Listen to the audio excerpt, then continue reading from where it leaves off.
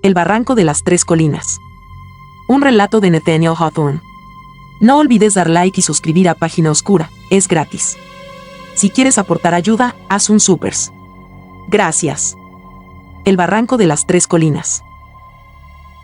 En los extraños tiempos en que los sueños fantásticos y los caprichos locos se realizaban en las circunstancias reales de la vida, dos personas se encontraron a una hora y en un lugar prefijado. Una era una dama de formas graciosas y hermosos rasgos, aunque pálida, apesadumbrada y golpeada en sus años de plenitud por un morbo imprevisto. La otra, una anciana harapienta, fea de aspecto y tan marchita, consumida y decrépita que el mero lapso de su decadencia debía de exceder el término común de una existencia humana. Tres pequeñas colinas se alzaban una junto a otra, y en medio de ellas se abría un barranco, casi circular, de 60 o 70 metros de ancho y con tal profundidad que un cedro majestuoso apenas se habría dejado ver por encima del borde. Pinos enanos menudeaban en las colinas y cubrían en parte el límite superior de la hondonada intermedia, en cuyo interior nada había salvo la parda hierba de octubre y, aquí y allá, algún tronco caído hacía largo tiempo, enmohecido y sin verde retoño alguno en sus raíces. Uno de estos leños corrompidos, antes un roble imponente, yacía cerca de una poza de mansa agua verde que había al fondo de la hondonada. Escenarios como este, cuenta la tradición antigua, fueron en un tiempo refugio de un poder del mal y de sus súbditos jurados, y se decía que allí se reunían, a medianoche o en el crepúsculo vespertino, en torno a la cima encharcada para perturbar el agua pútrida ejecutando un impío rito baustimal. Ahora, la fría belleza de un ocaso de otoño doraba las cumbres de las tres colinas, de donde un tinte más pálido se derramaba hasta el barranco por las laderas. De acuerdo con tus deseos, dijo la vieja, he aquí que hemos venido a reunirnos. Deprisa, di qué quieres de mí, que no podemos demorarnos más de una hora. Mientras decía esto, una sonrisa titiló en su cara mustia como una lámpara en la pared de un sepulcro. Temblando, la dama alzó la vista al borde del barranco, como si meditara la posibilidad de marcharse sin haber logrado su propósito.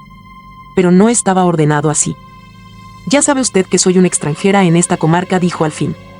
No importa de dónde vengo, he dejado atrás a quienes más íntimamente me enlazaba el destino y estoy separada de ellos para siempre. Pero siento en el pecho un peso que no cede y he venido a preguntar cómo viven. ¿Y quién hay en esta charca verde que puede traerte nuevas del confín de la tierra?, clamó la vieja escrutándole el rostro. No será de mis labios que las oigas.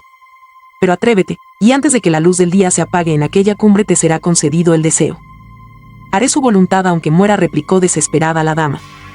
La vieja se sentó en el tronco caído, apartó la capucha que le amortajaba los grises mechones e indicó a su compañera que se acercase. Híncate, dijo, y apoya la cabeza sobre mis rodillas. Aunque la otra dudaba, la angustia que tan largamente había ardido dentro de ella se redobló. Al arrodillarse, hundió en la charca la orla del vestido. Apoyó la frente en las rodillas de la vieja, y ésta, cubriéndole el rostro con una capa, la dejó a oscuras. Luego oyó murmurar una oración, en medio de la cual la dama dio un respingo e hizo amago de levantarse. «Déjeme huir. Me ocultaré para que no me miren», exclamó. Pero se recompuso y, callando, permaneció quieta como una muerta. Pues parecía como si con los acentos de la plegaria se estuviera mezclando otras voces, familiares en la niñez, nunca olvidadas pese a las peripecias y las vicisitudes del corazón y la suerte.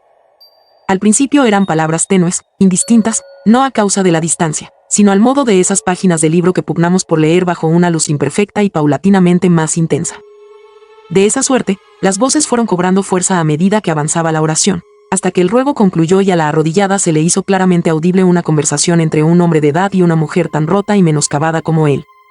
No parecía, con todo, que los extraños estuvieran en el barranco. Lo que rodeaba las voces y devolvía sus ecos eran las paredes de una habitación cuyas ventanas tintineaban con la brisa, la vibración regular de un reloj, el crepitar de un fuego y el crujido de las ascuas al caer en la ceniza volvían la escena tan vívida como si el ojo la viera pintada. Sentados frente a un hogar melancólico, el hombre, sereno y desanimado, la mujer, llorosa y plañidera, los dos ancianos solo decían palabras de pena. Hablaban de una hija, errante no sabían por dónde, portadora de deshonra, que había dejado a la vergüenza y la aflicción la tarea de llevar sus cabezas canas a la tumba. Aludían también a un sinsabor más reciente, pero en medio del diálogo, las voces se fundieron con un lúgubre gemido de viento entre hojas de otoño, y al levantar los ojos, la dama se encontró arrodillada en el barranco entre las tres colinas. Vaya cansancio y soledad la de esos ancianos, comentó la vieja con una sonrisa. ¿Los ha oído usted también?, exclamó la dama, y un sentimiento de humillación intolerable se impuso al dolor y al miedo. Sí. Y aún nos queda más por oír, replicó la otra. Así que tápate la cara. Deprisa.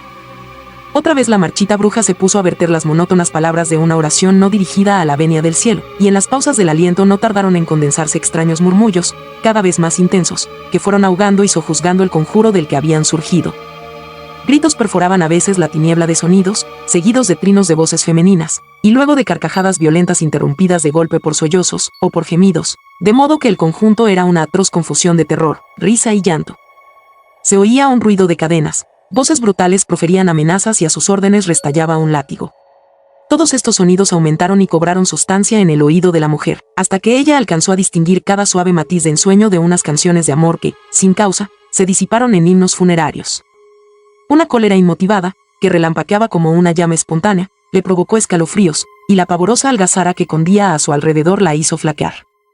En medio de aquella escena desenfrenada, del choque de pasiones en carrera ebria, la única voz solemne era la de un hombre, y a fe que en un tiempo debía de haber sido una voz solemne y viril. Iba de aquí para allá sin cesar, los pies resonando en el suelo. En cada integrante del frenético grupo, ninguno de los actuales atendía sino a sus pensamientos inflamados. Él buscaba un oyente para su falta individual e interpretaba risas o lágrimas como pago en desprecio o piedad. Hablaba de la perfidia de las mujeres, de una esposa que había quebrado los votos sagrados, de un hogar y un corazón desolados. Mientras él hablaba, gritos, risas, chillidos y sollozos se elevaron al unísono hasta trocarse en un viento de silbido hueco, caprichoso, dispar que se debatía entre los pinos de las colinas desiertas. La dama alzó los ojos. La ajada vieja le sonreía a la cara. ¿Habrías imaginado que en un manicomio pueda haber tal jolgorio?, preguntó. Sí, es cierto, dijo la dama para sí. Dentro de los muros se divierten. Pero fuera hay desgracia, desgracia. ¿Quieres oír más? Hay otra voz que volvería a escuchar. Pues no pierdas tiempo. Apoya la cabeza en mis rodillas antes de que pase la hora. Si bien la falda dorada del día se demoraba aún sobre las colinas, la hondonada y la charca ya estaban sumidas en sombras, como si de allí surgiera la noche para extenderse sobre el mundo. Una vez más, la vieja empezó a urdir su conjuro. Luego de un largo momento sin que obtuviera respuesta, entre palabra y palabra asomó un repique de campana, un tañido que al cabo de un largo viaje por valles y elevaciones se aprestaba a morir en el aire. Oyendo ese sonido funesto, la dama tembló contra las rodillas de la vieja.